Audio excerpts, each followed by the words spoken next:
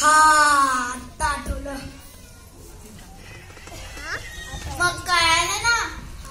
तू जर का हे पाणी एका झाडाला टाकलं असतं तर नाही का चाललं असतं. हो सॉरी.